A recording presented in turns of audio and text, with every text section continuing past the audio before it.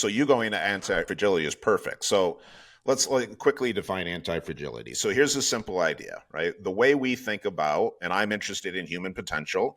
So to me, that means thriving. What do I think thriving is? I think it's rich well-being, dynamic, not just pleasant, rich well-being. So good stuff, generally feeling well. Okay. It's the ability to deal with the unpleasant. So you get the good, but you got to deal with the bad. How do you deal with the bad? Two ways. The stuff you don't choose, we have to be resilient. But what about the stuff we do choose? That creates a stealing effect, that creates robustness later on, that builds us up. That's anti-fragility. That's proactive. That's chosen stress, ideally meaningful stress, chosen suffering, to use Paul Bloom's word from Yale, right? And then I think the third element is performance. This is Coming Up Clutch with JR, helping the world's best in sports, entertainment, and business make winning a lifestyle. What's up? It's JR, and welcome to another episode of Coming Up Clutch. Today, we'll be going behind the scenes again with my man, Dr. Nick Holton. Nick is a global voice in the science of human flourishing. He's made it his life's work to help elite performers, teams, and organizations not just win, but become better versions of themselves in the process. We're talking peak performance and lasting fulfillment, something most people think they have to choose between. Now, Nick's currently a private coach and consultant working with everyone from pro athletes and NCAA programs to Fortune 500 execs in global educational institution. He's also a co-host of Flourish FM, a podcast he runs with the Human Flourishing Program at Harvard University, where they break down the research on how to actually live well in today's crazy world. Now, Nick is also just a brilliant mind and an amazing communicator and teacher. He's led large-scale international human flourishing projects and speaks on stages across the globe, from Europe to Uganda to Singapore. And I'm extremely fortunate to call Nick a peer and Nick a friend. And I'm excited that you get another glimpse into his brilliance on today's episode. So today we're going to talk about how life isn't just about either or thinking, but instead about both and thinking. We'll also get into how adaptation is greater than motivation, especially when it comes to big goals. And we'll also get into how burnout is actually tied to your values. And before I forget, if you're empowered by this show and learning something, make sure you follow us on Apple Podcasts so you don't miss out when we drop new episodes. Just hit that purple plus on the top right-hand corner of the podcast app. When you do that, you make it easier for others who need this content to see it. And of course, share it. Play that hero to your family, friends, or teammates by giving them the link to this or sending them to comingupclutch.com. And when you go and post about this episode on social, make sure to tag me and Nick. All right, here we go. Let's get Dr. Nick Holton live on the mic. Nick, my man, welcome back. Welcome back to the crew, man. My guy, glad to be back. Thanks for having me back. Oh, man, it's always fun to be with you. I know we did our pleasantries before we hit the record button, but now that I got people listening, I got to say, I appreciate you, man. I'm so glad we got connected. Same here. Yep. Been great. Yeah. I'm glad to be back chatting with you. This will be fun. Absolutely. Now we have, if I have some loyal listeners listening, go, wait, isn't that the guy that you did a podcast with, that Dr. John Beal guy, and he had the airplanes flying in the background with his window open? Forgot about that part. Yeah. So John, if you're listening, we Shout just out wanted, Johnny. we wanted to do this episode without the Harvard airplanes flying in the background. So anyway, man, good to have you. All right, Nick, I like to start the show with an embarrassing moment, or a humbling moment, whatever. Share a story or share a moment that we can learn from today. Yeah, sure. Well, I mean, you mentioned we were chatting about it a little bit before we got on, and so we're bridging into it here. But I said to you that I actually seek out sometimes what I consider to be humbling experiences or humbling moments, and which I would characterize as experiences where I feel small or insignificant in a good way, right? And for me, that's actually an access point to meaning. right? I know you're a very religious guy, spiritual guy, right? That's sort of a way of me accessing spirituality is, Mm. oh, I'm a part of this massive thing. Like, so mountains, right? Mountains humble the shit out of me, excuse my language. But now, because I look at them and I think, well, these things are so old, so massive, so like at a scale that's hard to appreciate, it reminds me that I'm quite tiny in the scale of sort of human existence or Yeah, existence overall, depending on all sorts of different beliefs, of right? course. Which I honor and respect. But then, if you want to get into sort of just the more traditional, or let's say scholarly way of humility, and I'm excited because we're actually chatting with him in a couple of weeks for our show, Flourish FM, is I've been reading Rise Above, the preprint, which is Scott Barry Kaufman's new book. Yeah. And it feels, and I'm so excited that he's doing it because I consider SBK a friend, and he's such an awesome guy, and he's doing so much good for the field and for the world. And I read it and I'm like, damn, that's the book I want to write. Like it's that sort of awesome, right? We'll get into anti-fragility maybe a little bit and some other things today. We'll see. But that was a humbling experience of like, man, he turned right around from Transcend, which itself was just this bomb of a book, yeah. right? In all these beautiful ways. And then he just knocks out what I think is this really timely message with really, really great research. And so it's humbling again in a good way because it's a reminder of like, there's levels to this. Yeah, no doubt. And I look at work like that and feel like it's many levels above what I'm doing. And it's good to be able to strive for that a bit. It's amazing how talented some of these guys could write and just produce material like that. Yeah, absolutely. Yeah. One day. Shout out SBK. Yeah. Yeah, no doubt. No doubt. And you're coming on my show too. Anyway. All right, Nick. So we got at the end of the episode, I need at least remind my audience, or for new listeners, just share with them what you're doing, how to find you, especially all the great work you guys are doing. All the the content you're putting out lately has been amazing thought leadership. And that's why I'm I got to have Nick back on the show. So now that I've kissed your butt, let's dig into this well of wisdom that you have. So you, Dr. Adam, you guys have been doing a lot of great work with elite performers, from athletes to executives. I'd love to know how, because this topic of limitations always gets brought up. Is it real? Is it perceived? How do you help these elite performers discern the difference between real limitations and limitations that they're just creating in their own mind or from their own distorted stories? Yeah, no, that's a really, really good question. And I'll try to pull from, or what's a rather shallow well of wisdom here, but Adam's is quite deep. My partner, Dr. Adam Wright. And I think,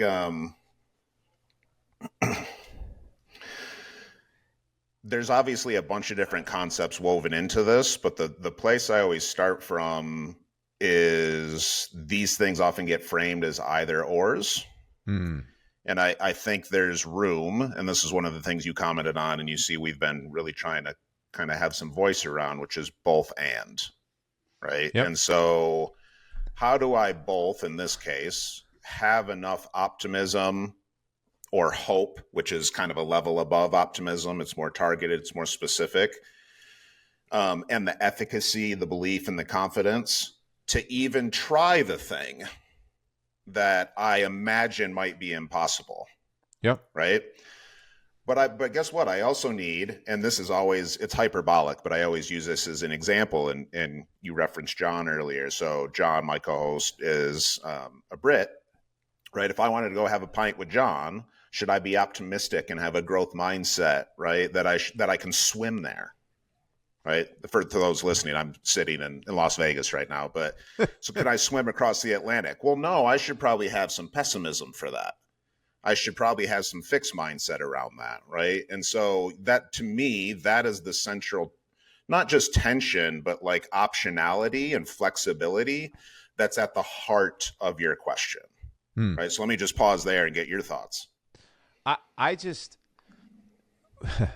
this is why I wanted to bring you on, because of this. You mentioned the word flexibility. Yeah. you've studied a lot. I mean, you're well trained. You've gone to a lot. You've had a lot of schooling, just like me, and you continue to learn. I feel Yep. like we've been brought up in an either or culture. It's either you're Democrat or you're Republican. I had to bring up politics. Yes. Very binary.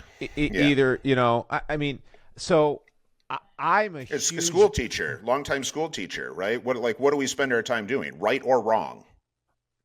Right? Now, 100%. I taught a lot of classes that had nuance, but literally we've got generations of kids who spend a decade plus learning either or, right or wrong, sometimes nuance in between, but that is the predominant experience. Well, and that's why I'm glad you brought up both and right out of the gate. You came out swinging right out of the gate, because I'm also watching this too.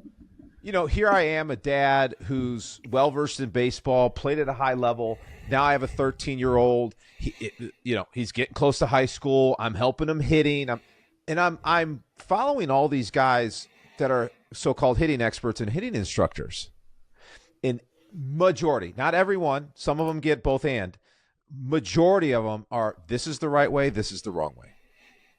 And I feel like it's causing, and this is where I want to bring it up in the context of limitations, it's causing more pressure on people. It's causing minds to be even more closed to those are my thoughts. Again, this is your mic, not mine, but I hate either or mentality.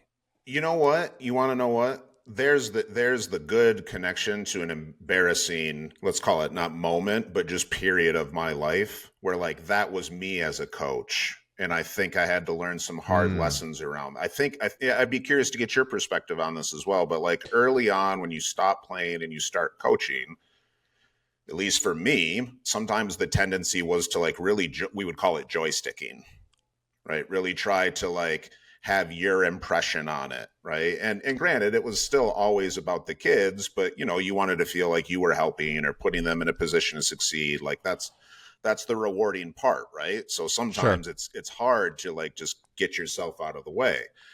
And so then that begs the question, like, well, what's kind of the right line between teaching quote unquote good technique versus the quote unquote right technique, right? And certainly we could come up with so many different examples across different sports of quote unquote oddballs or different, kind of like swings or shots or whatever styles, right? Sure. Many of which have been successful. So, for me, when I think about the lessons I've learned from the research, from coaching, and then from being a classroom teacher from a long time and being trained as a classroom educator, traditionally, we would call it differentiation. But it's just a simple idea that you cannot take a rule and just assume and generalize and apply it to every athlete in front of you. It's really just that simple. There are going to be some rules and some guidelines and some frameworks that work a lot of the time for a lot of the kids in most of the contexts. Yeah. But not all of the kids, all the contexts, all the time, right? And so that's differentiation. You have to appreciate there's individual variance within the child in front of you, right? Or the coaches you're working with, or the parents you're working with, or whatever it might be, and come at it with the toolbox that you and I use in coaching sessions, but with the understanding that you're going to have to use those tools for different sort of ways and different jobs, right? Yeah. So this is fascinating because we're connecting so many dots here. And Nick, so I'm curious, so many, and this is why, again, back to your question, back to me, this is why I don't like either or thinking, because I feel like it's an easy bridge to self-imposed limitations. Because there's an opportunity for differentiation on a rule. Now we're getting nerdy. Gosh dang, I better slow down and go back to fourth grade. But there's, you know what I'm saying? It's easy to go. You know what I'm saying? Differentiation is blocked when you believe that is the rule. So my audience, they love strategies. They love like, all right, well, this is great. Nick and JR are nerding out, but how? So for those people who put these self-imposed limits on, when there's rules in the room, if you will, how do you get people to switch to both and thinking and get away from either or? Well, listen, I think there's the first question is, should you? Right? So if we're really talking optionality and flexibility, I would want you to be able to have both and mindsets or either or mindsets depending on what the context requires, right? But let's assume we're using either or thinking too aggressively, right? In a way that's maybe causing more harm than benefits, right? And I'm just kind of writing down some notes here. Yes. Well, so what is that in principle? If it's a mindset, it's part conscious, part subconscious. And so how do we try to train that both consciously and subconsciously? Well, consciously, we try to literally see more both ands. If we're trying to train optimism instead of pessimism, guess what we're going to do? We're going to practice gratitude. We're just going to practice seeing good stuff. What are we going to do here? We're going to practice seeing both ands. We might even visualize ourselves seeing both ands, like to really double down on it, right? Yep. But we're going to start by trying to sort of train in almost a cognitive behavioral way, the brain to spotlight more of those things. It doesn't necessarily mean we're mitigating the either ors. We're just developing a little more flexibility in this other direction, in this other bucket, right? Yep. Go, please. No, and I was going to say, is this where anti-fragility enters the room as well when we're talking about flexibility? Because I think so. Yeah. Okay. I think, well, so where I was going next was risk tolerance. So you going to anti-fragility is perfect. So let's quickly define anti-fragility. So here's a simple idea, right? The way we think about, and I'm interested in human potential. So to me, that means thriving. What do I think thriving is? I think it's rich well-being, dynamic, not just pleasant, rich well-being. So good stuff, generally feeling well. Okay. It's the ability to deal with the unpleasant. So you get the good, but you got to deal with the bad. How do you deal with the bad? Two ways. The stuff you don't choose, we have to be resilient. But what about the stuff we do choose? That creates a stealing effect, that creates robustness later on, that builds us up. That's anti-fragility. That's proactive. That's chosen stress, ideally meaningful stress, chosen suffering, to use Paul Bloom's word from Yale, right? And then I think the third element is performance. So just competency, self-determination theory, like being good at stuff we care about. As you as an entrepreneur, as a coach, as a podcast host, as a father, as a husband, like that's performance, not necessarily accolades, those sorts of things. 100%. Yep. Okay. So then if we take anti-fragility and we say it's proactive, it's choosing something unpleasant, meaningfully unpleasant to do. Well, what does that require? It requires distress tolerance. It requires risk tolerance and risk assessment, right? And it requires us being very thoughtful about dose. So you start to say, okay, how might I develop more both and thinking? Well, is there a space that I feel some discomfort around, right? Where I am resistant to seeing even the possibility of both and. Okay, so I've got this space, right? So let's say like I'm working with a client right now. The metaphor we've been using, right, are you asking them to swim across the Atlantic? And he says, no, we're asking them to swim across the English Channel. We know it's been done before, right? And so, okay, we're talking about environment and like those sorts of things. But so they might look at it and say, well, either we set this company goal, right, which is swimming maybe halfway across the channel and then turning around, right, or we fail. And the CEOs are looking at it and saying, right, either we set this goal, which is to swim all the way across the channel, or we fail. And the question for both of them is, all right, is there a both and somewhere in here where there are real win-win-wins, right? And so what do you Yeah. have to do? You have to take some of those things and break them down and start to say, where is the discomfort each side is experiencing, right? And how do we then break it down, chunk it, and dose it in ways, differentiation, for each individual so that they can start to incrementally decrease that perceived distress. That's good.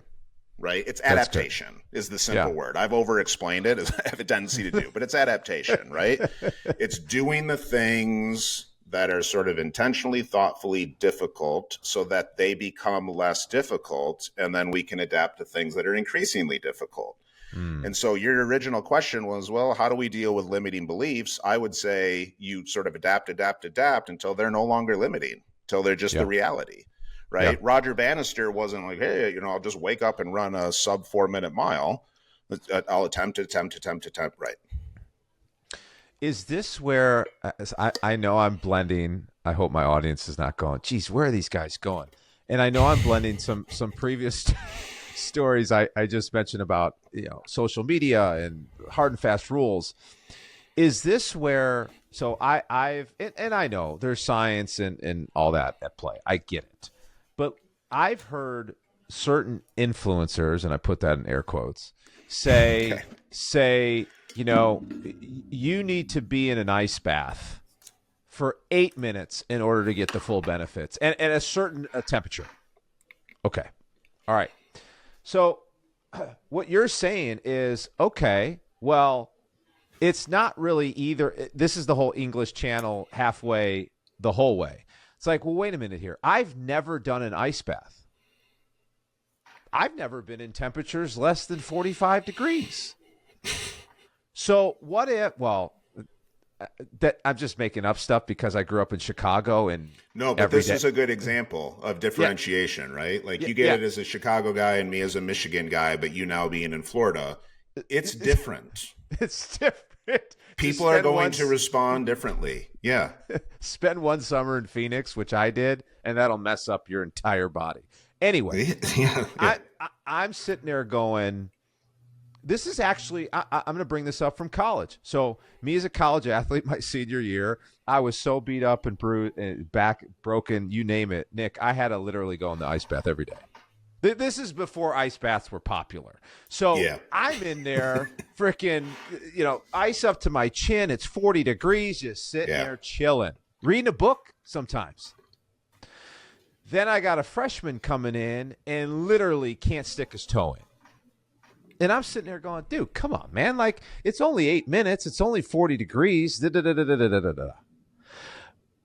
But if I'm just simplifying this even more so my audience can understand and so you could emphasize, confirm, disaffirm, or whatever and tell me I'm crazy. But really, if looking at that human being and knowing what you just shared with us, I'm going, hey, man, look, it's all good. Give it a minute. Let's actually, the 60-degree bath is over here. Just give it a minute and give it a shot and see how you feel. That's that's what you're explaining in very loose, very fourth-grade English. Yeah, and it might even be more micro than that, right? It might be, hey, I know I've got it at 40 degrees. Why don't you just let it go to 50 and then put a foot in and give it a minute? Right. And then, then you can get okay, knee deep and that's real adaptation, right? Like a lot of us deal with it. Now others are just going to cannonball in and say, I'm going to just white knuckle it. Right. But it might need to be that micro, and you appreciate this. And I don't think this is a hard metric, but a lot of the language around flow states and the challenge skills ratio is this 4% idea, this stretch, but not snap. And that's what I mean by dosage and risk tolerance and risk level, right? Swimming across the Atlantic is not a 4%er, right? swimming across the English Channel is not a four Not percenter, 4%. right? No. Right, exactly. And so you've really got to look at it and say, okay, well, what's the 4%er, and how do I stack those and stack those and stack those in a way that goes toe deep and ankle deep and knee deep and waist deep, and then once I'm in, then James can throw in another bucket of ice, and I'm going to drop it to 40, and then my body's really going to start to get used to it, right? So I think this is a good. I want to segue into, because again, this is my audience, this is you, this is me. We like high, hard goals. We like big, bold visions. Whether it's business, sports, life. And as you said, as we got on the topic of anti-fragility, that usually comes with a ton of discomfort. So, Nick, in your experience, what are some of the most effective strategies for staying grounded, and moving forward when everything in you wants to? Well, you're not white knuckling it. You are going foot, shin, knee, and you're going, no. I ain't doing this. I got to tap out. My goals are way too big here. I got to play it safer. What do you do when the DNA in you wants that big, high, hard goal, but just in the moment you're going, no, this was probably too big? Well, if that's in that exact situation, that sounds like fear or nervousness or apprehension, like whatever intensity level you want to give it. It's unpleasant. It's future oriented. It's grounded in a lack of confidence or belief, or probably a combination of all of these things. At least it sounds like, right? Yep. And so, okay, you can use this concept of chunking and adaptation here as well. If we were to take the 4-minute mile example, or the swimming the English Channel example, or whatever it might be, that's actually trying to break it down into baby steps. Not just strategically, so you can chart this out in a calendar and time box it, but because as the saying goes, like you're not trying to eat the elephant in one bite, right? You're trying to then say, okay, I don't have to eat the elephant in a single bite. I can take it bite by bite. I don't have to run the marathon 26 miles at a time. I just have to put one foot in front of the other over and over and over again, right? And then maybe I'll decide if I want to do that at a certain pace, depending on how I want to challenge myself, right? But it's hard to, I think, really dial in on what those stretch goals are, those 4% challenges are, if you don't get very, very granular and try to break it down, especially when it feels intimidating. Sure. Right? When it's inducing sort of fear. The fear at that point, we're going to go into that moment of appraisal. Can I handle this or not? If the perception is I can't handle this, we're going to get a very different sort of response state. We're going to get fight, flight, or freeze, versus a challenge or opportunity state where it's like, okay, this is hard, this is high pressure, but I can handle it. Well, what does that baby stepping do? Ideally, it moves it closer to I can handle it. I just put one foot in front of the other, right? Sure. I want to ask you this, Nick. I've never asked you this directly, but, I've been setting high, hard goals forever, it seems like. And I have a higher tolerance for discomfort. It's just been my hard wiring. I don't, call me crazy. Maybe I got hit in the head a couple times. I don't know, but that's just my DNA. When I have conversations with, whether it's clients or friends or whatever, that have big goals, and they tell me they keep hitting the wall, I ask them, I say, hey, do you think this is still relevant? And a lot of times in this context, I get, actually, no, JR, but I set this goal. And I'm one of those people who, when I set a goal, I achieve it. Oh, yeah. Okay? Oh, yeah. So is this around adaptability and what have you, does this confirm that, it's okay to revise a goal or replace it? That's part of the process. So whether I think so, like we could talk about goals, we could talk about resilience, we could talk about grit, we can use words like rigidity versus flexibility, Mm-hmm. right? And all of these, I think, need to be talked about in reference to anti-fragility and everything else that we're getting into here. So let me like share a quick story. When I was working at a school in Los Angeles, we were looking to basically get on this sort of train around this human potential movement and education that was at the time kind of focused on positive psychology. So we brought out one of the world experts from UPenn's Positive Psychology Center, Dr. Karen Rivich, who wrote the Resilience Factors, Mm-hmm. badass scholar, scientist, mom, everything. And this was right around the time that shout out Angela Duckworth and grit was getting really popular. The TED Talk had just come out, the book had just come out, right? There were enough studies at that point that made it, interesting.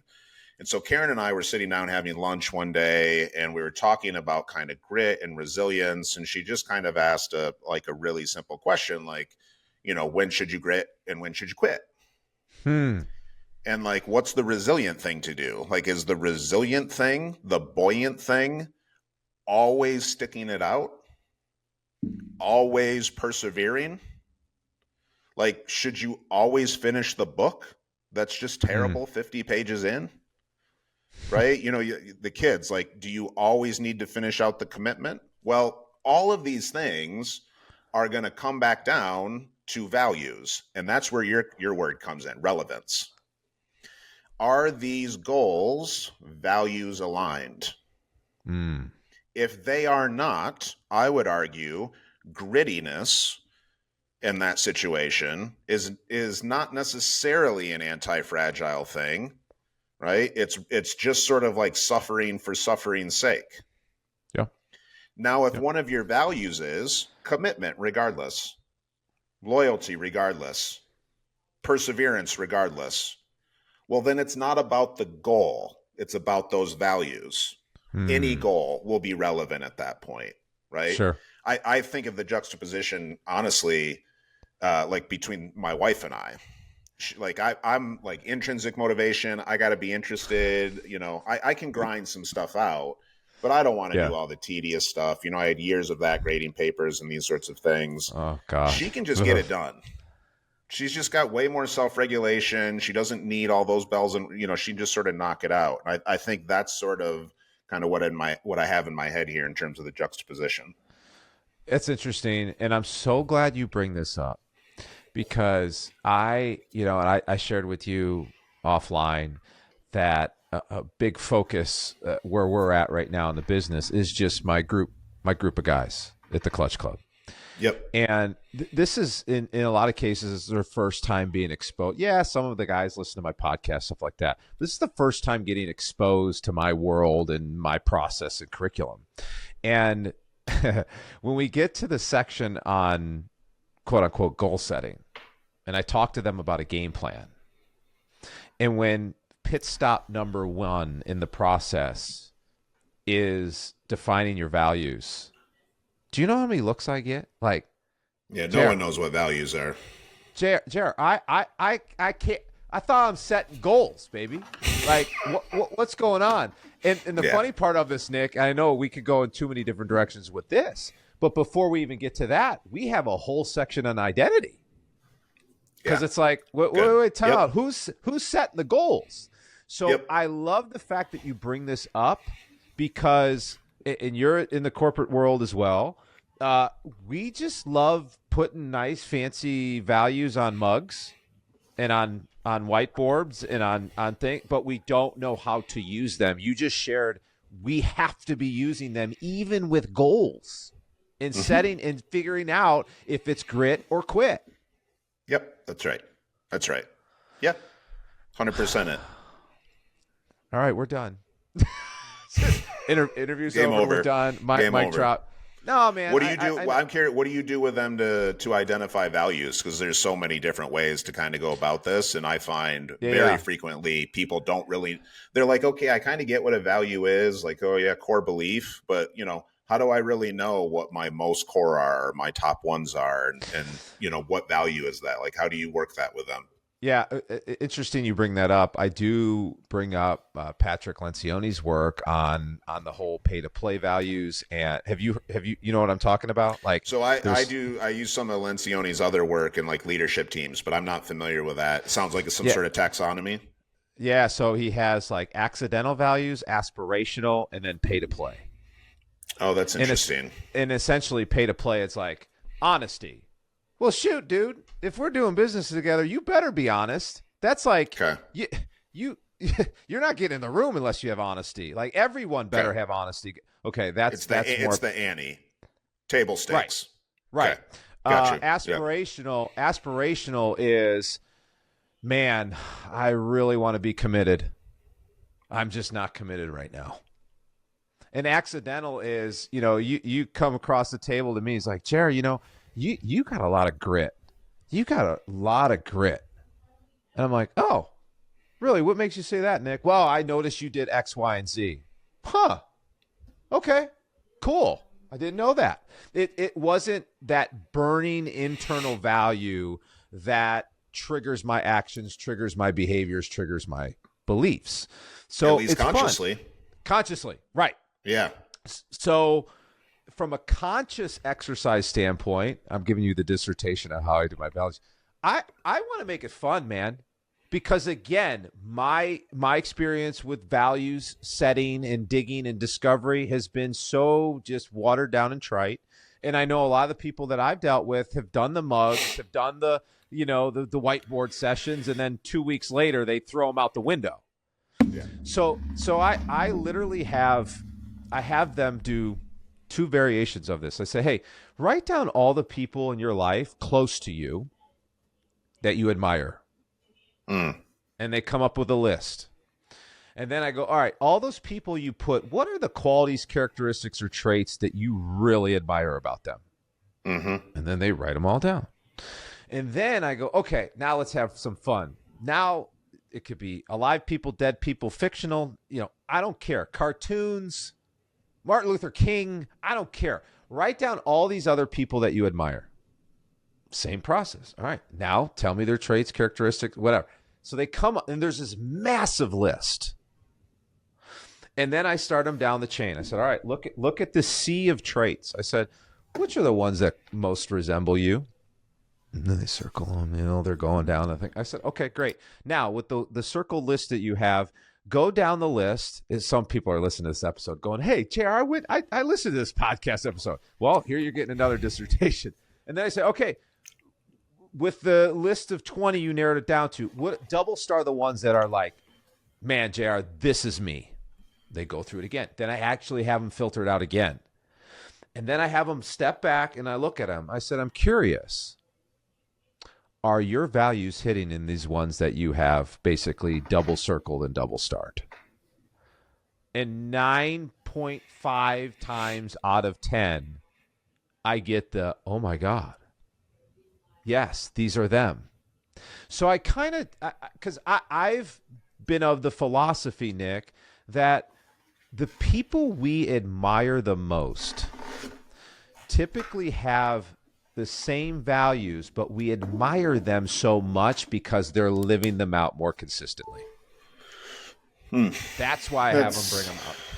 Again, yeah, that seems fair. Is it the best way to do it? Is it the most scientific way to do it? I don't know. And at this point, I don't care because it's really resonating. It's worked for me and it's working for a lot of my clients. Yeah, it's good. I like it. Yep. I like that a lot. Makes good sense. Yep. So, all right, back to you. You make me. I feel like you're interviewing me sometimes on these dang podcasts. Well, Nick, it's conversational, but I mean, it's worth getting into because you're asking about goals. You mentioned relevancy. We just put out some content today about SDT and like intrinsic motivation, and all of this stuff is connected. And again, like I used those words earlier, rigidity. Like, well, values are not binary, and values can change. Yep. Right. Exactly. And this gets us into muddy waters, right? Can I be both honest and dishonest? Can I be both brave and cowardly? Yeah. Can I be both arrogant and humble? Those sorts of things. And you got to make up some decisions about how you feel about some of those questions, whether there is room for nuance and imperfection, which I would argue is always going to be there, Always be. right? Yeah. I Right. think this is where a lot of people orient themselves to spirituality and meaning and religion and those sorts of things. But, it's, to me, it's a very tangible example of, like, if you want to have thoughtful goals, you need alignment. Thank you. Which we're talking about relevancy Thank and you. what is alignment, right? Well, if you take self-determination theory, SDT, which is like a primary model of motivation that's associated with well-being and resilience, performance, all sorts of good Sure. stuff, one of the main components is autonomy. Well, a lot of people hear autonomy and they think, okay, well, we're motivated to do what we want, when we want, how we want, with whom we want. Like, okay, sure, there's a little bit of that. But a lot of people are totally cool following and motivated to follow and will get after shit following. Mm-hmm. And it's not because they're choosing to do all those things. It's because they are aligned with it.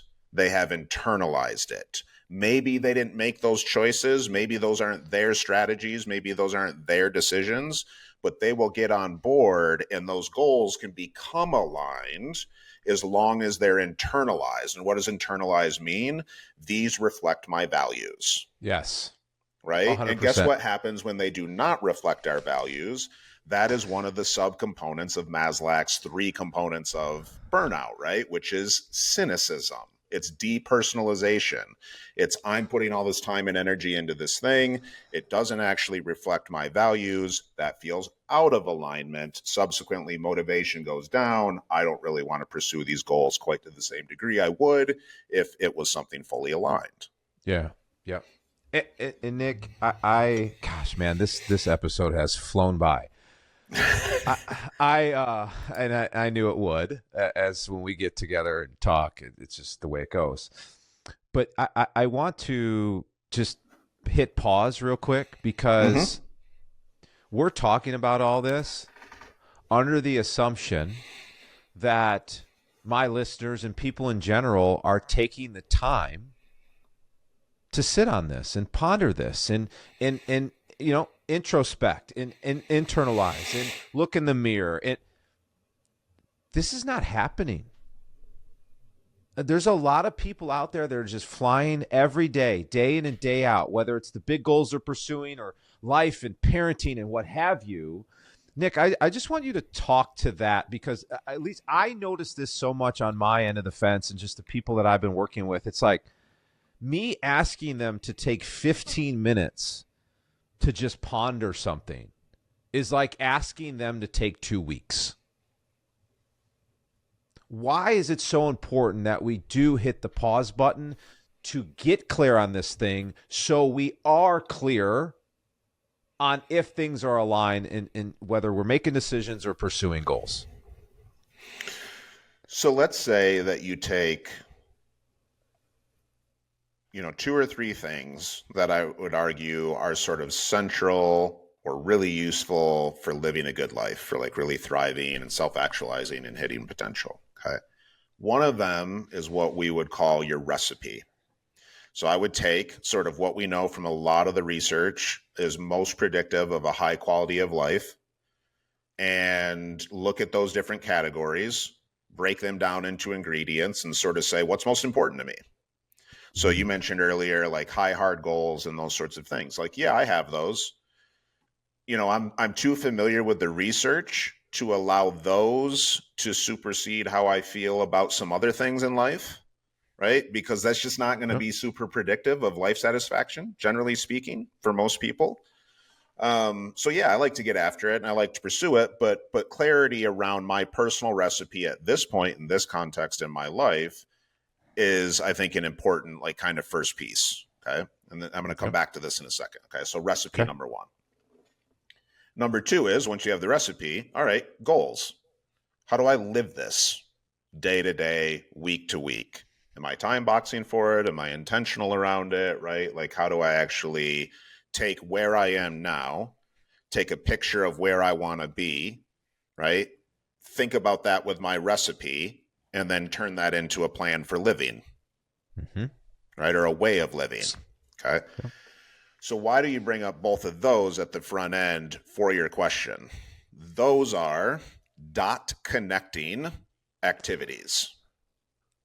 Okay. Past, present, future, values, relationships, family, friends, intimate partner, deep engagement, work goals, vitality goals, sleep goals, nutrition goals, financial goals, material.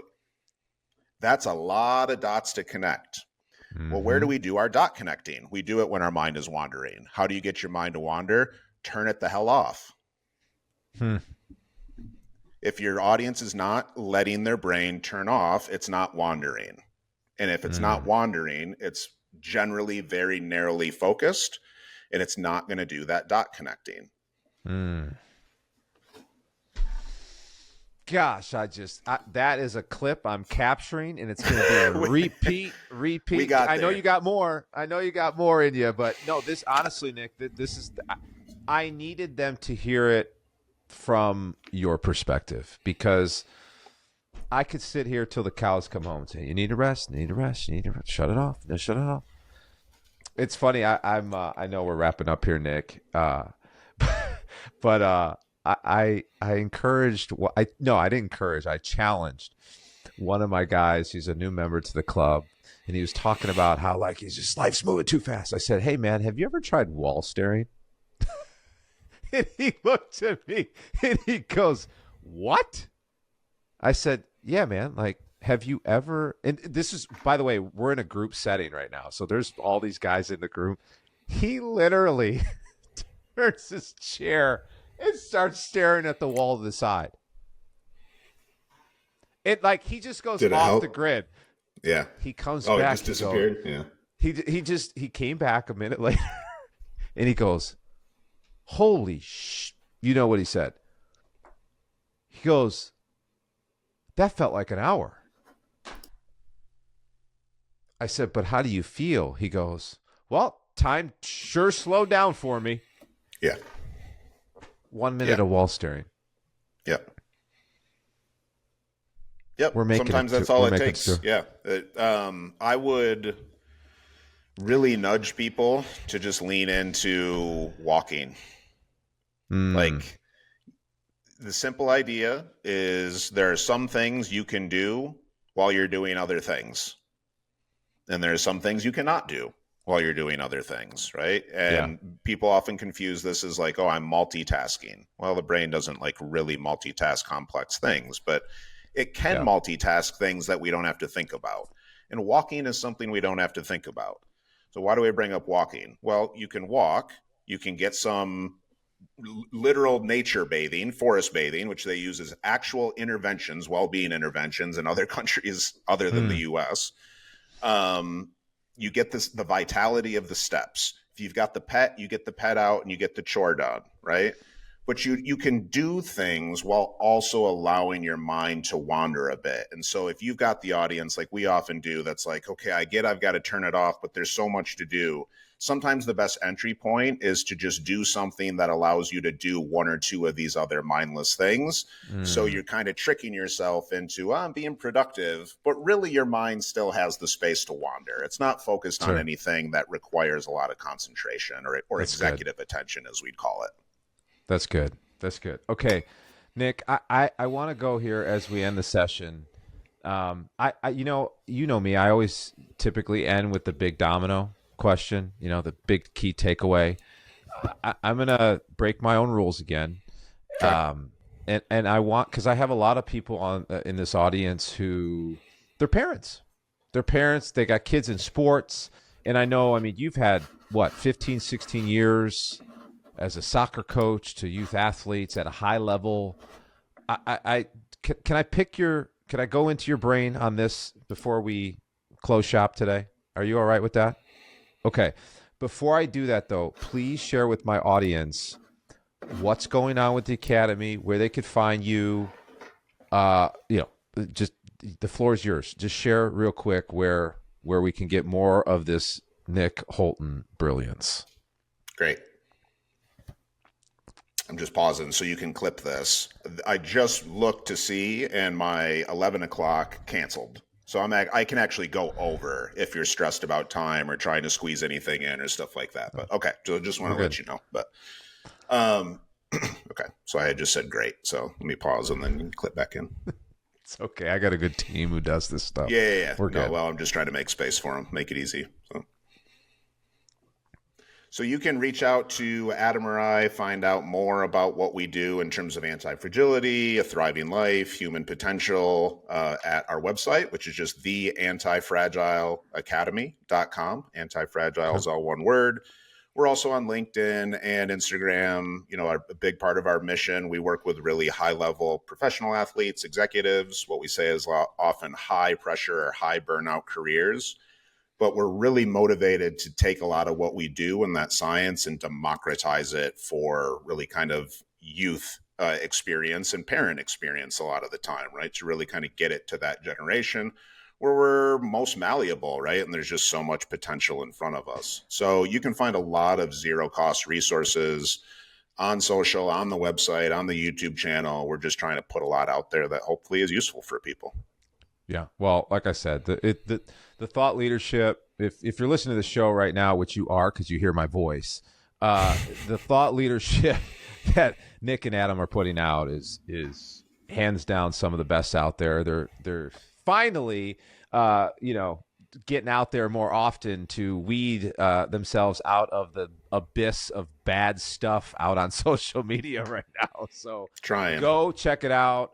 Obviously, there's a lot of meat to the bone of this podcast interview. So go to comingupclutch.com. You can get the show notes. We'll give you all the links to where you can find Nick and Adam. Check out the Academy. But I cannot encourage it enough. Please go check out their stuff. It is amazing stuff. All right. Appreciate that. So no, of course, Nick. All right. The big domino today, and listen, if you're listening and you're not a parent yet, or you don't have kids in sports, I really want you to stick to the end here. We only got a few minutes left because I guarantee you know someone that's a parent that has kids in sports. And the reason I'm asking this question I'm about to ask Nick is because I've been coaching kids for over 25 years, since I was a college student. And I'm watching what's happening in the youth sports environment right now. And the JR and me, who people have gotten to know if they've been around me, Nick, has a big heart. And it's heartbreaking for me to watch what's going on right now. And specifically, I'm watching, Nick, a lot of coaches to youth demean, bully, and really just put so much fear in these kids that they end up quitting.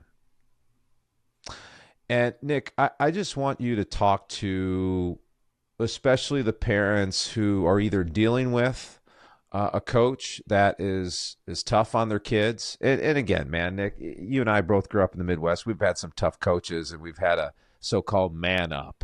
But I'm talking about the coaches that are crossing the lines and are just really making it difficult for the kids to just be kids and to go have fun and to go want to get better and love the game, whatever sport they're playing, as much as possible. So, Nick, again, reaching from your experience, not only as a practitioner, an expert in neuroscience and psychology, but also a coach who's been a coach for 15 years to youth athletes.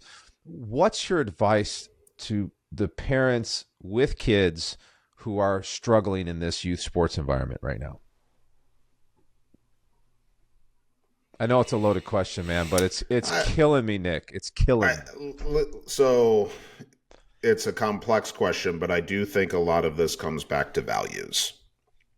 Because everything you said, I've seen. Yes, about embarrassing moments. I'm sure over a 15-year coaching career, I'm not sure, I know I can actively think about moments of embarrassment where I've crossed the line with officials. I'd like to think I never did it with a child, but like, point is, like, it got too intense. Yeah. It got too intense, right? From a value standpoint, is that a screw up, an imperfection, or is it a consistent character flaw that those parents would have seen in me? Right? There's a massive difference between that coach doesn't share our values, that club doesn't share our values, right?